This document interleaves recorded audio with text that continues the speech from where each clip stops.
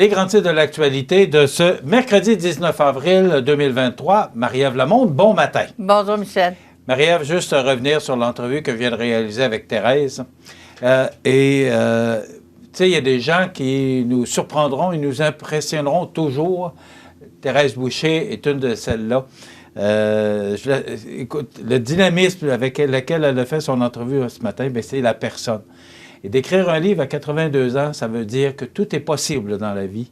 Elle le dit, c'est pas un rêve, c'est vraiment une opportunité. C'est quoi qui s'est présenté devant elle? Et comme c'est dans sa personnalité, bien, elle a embarqué là-dedans. Alors, je vous le propose, ce livre qui s'appelle Maria de Thérèse Boucher. C'est ça, des gens que... Tu sais, c'est le monde des communications, Marie-Ève nous fait connaître beaucoup de monde dans divers secteurs d'activité. Et c'est toujours, moi, j'aime ça, voir ces gens-là qui évoluent dans différentes sphères d'activité. Ce matin, ça va être un peu spécial, les grands titres de l'actualité. Ce sont des grands titres de l'actualité. Mais j'ai le goût d'en parler, puis j'espère que tu vas embarquer avec moi. Ce matin, en passant, en me rendant ici au studio, j'ai passé devant le dépanneur Irving. Et le prix à la pompe affichait, je le dis à 7 heures ce matin, parce que peut-être que ça a changé, là, mais ce matin, le prix à la pompe affichait 1,76,9 $. Et si je continue ma route pour me rendre au studio, je passe devant le nouveau dépanneur, là, je ne sais pas le nom, là, mais l'ancien dépanneur Yves Gagné, qui est maintenant Esso, 1,63,9 $. Je poursuis ma route pour me rendre au studio, pour prendre le chemin des Poiriers. Et la station Ultramar, coin chemin des Poiriers et boulevard Taché, affichait également 1,63,9 $. Mais, Irving, 1,76,9 $. Est-ce que ça va augmenter? Je ne le sais pas. Est-ce que les autres pétrolières vont suivre? Je ne le sais pas. Sauf que 13 cents du coup, alors que cette semaine, le prix du baril oscillait aux alentours, là, il a baissé de tout près de 2 $ mardi, il me semble que c'est mardi. Et là, il a augmenté de quelques centièmes de cents au cours des derniers jours. Ça ne justifie pas, selon moi, 13 cents d'augmentation. Et ça devient un peu aberrant de voir ça. Ça fait juste du bien d'en parler. Marie-Ève, tu peux ajouter des commentaires. Mais c'est épouvantable comment on n'a pas de contrôle là-dessus. Non. Et ils décident demain matin, bien là, ça va être, tu vas payer 13 cents de plus, tu fermes ta boîte, puis tu payes.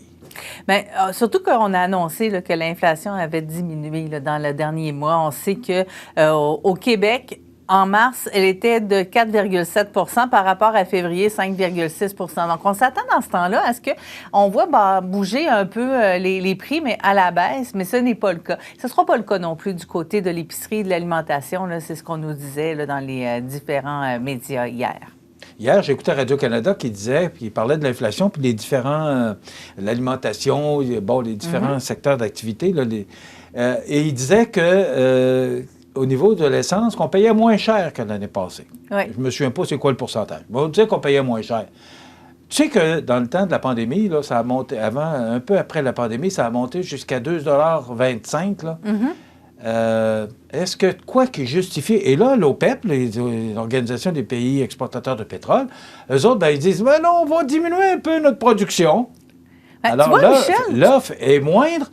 Et la demande est forte. Ouais. Il se passe quoi, tu penses? Mais tu vois, je trouve ça intéressant que tu aies précisé que c'est l'OPEP parce que bien des fois, quand on met des publications concernant la hausse du prix de l'essence, les gens se mettent à hurler sur le gouvernement alors que le gouvernement n'a rien à voir avec les hausses de prix. Non, j'ai pas parlé du gouvernement non plus. Non, c'est ça, je dis, je suis contente que tu aies parlé de l'OPEP parce que les gens ont tendance à aller chialer sur le gouvernement. Le gouvernement n'a rien à voir avec les hausses de prix. Là, on vous le dit tout de suite, là, les taxes restent les mêmes, tout simplement. Là, c'est ce qui est arrivé. Là. Il y avait une partie du Canada qui avait décidé de diminuer leurs taxes sur le coût de l'essence il y a quelques mois, ce que les Québec n'avaient pas fait. Mais on voit qu'avec l'inflation qu'il y a eu, de toute façon, ça n'aurait pas fait une grosse différence dans les poches des contribuables, je crois. OK. Un autre point. Oui. Hier, je suis assis bien tranquille, écouter mon bulletin de Radio-Canada à 18h, et tout d'un coup, j'entends le reportage de Véronique Prince de Radio-Canada qui dit que il y a une étude actuellement, il y a une proposition qui va être faite à l'Assemblée nationale d'augmenter les députés de 21 21 Oui. OK? Est-ce que tu as vu, ça fait combien d'années que les salaires n'ont pas été touchés? Bon, écoute, moi, regarde la dernière ligne de l'article. Je pense que ça fait 20 ans que les salaires n'ont pas été augmentés. Non, ils sont augmentés toujours selon l'indice du coût de la vie. Oui. Ils ne sont pas augmentés. Mais quand même, Marie-Ève, quand on regarde l'inflation, quand on regarde tout ce qui se passe actuellement, et j'enlève rien au travail du député, parce que je sais que le député Rivet nous regarde régulièrement, là, ça touche absolument pas le travail du député. C'est pas là que j'en suis. J'en suis qu'actuellement, il y a une grève au fédéral là, qui a été déclenchée hier soir, les employés fédéraux qui ont déclenché la grève, qui demandent 3 ou 4 je ne sais pas exactement, là, et ils sont en grève. Et là, les députés, on recommande 21 d'augmentation. Un député qui gagne actuellement 101 561 recommandation 131 766 et avec le compte de dépenses, puis tout, ça va virer aux alentours de 170 000. OK?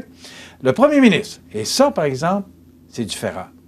Je ne comprends pas que le premier ministre gagne 208 200, on recommande 270 000 et là, je suis un peu d'accord, un peu beaucoup d'accord. Le premier ministre, avec toutes les responsabilités que ce titre et ce poste-là demande, ça, je suis d'accord avec ça.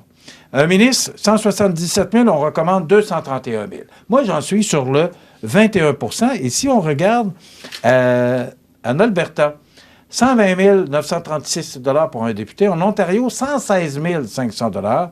Donc, vous voyez la différence. 21 et là, dans le texte, on le dit, là, et je le rappelle, c'est un texte de Véronique Prince de Radio-Canada. On dit qu'on a peur de la critique. Voilà, vous l'avez eu ce matin de ma part. Non, mais là, j'ai même pas le temps de parler du troisième lien, parce que là, j'apprends, moi, j'étais tout content, le troisième lien, que ça s'en vienne, parce que ça nous profite, ça nous aurait profité à Montmagny, et là, on décide qu'il ne sera pas autoroutier, qu'il sera simplement pour le transport collectif. Pas nécessairement d'accord avec ça, mais ça va être annoncé demain, et c'est encore une décision politique qu'on ne peut... Malheureusement, on peut en parler, mais ça va rester... Marie-Ève, je te laisse le mot de la fin. Au revoir. Bon, demain, je vous rappelle, on reçoit Suzy Paris, qui est auteure, qui est originaire de Cap-Saint-Ignace, qui sera avec nous pour nous parler de son livre « Impact ». C'est un livre qu'elle a présenté au Salon du Livre en fin de semaine. Donc, c'est ce qu'on vous propose. Et la chronique automobile. Merci, Marie-Ève, d'avoir été avec nous. Et on se retrouve demain pour une autre émission d'information. Bonne journée.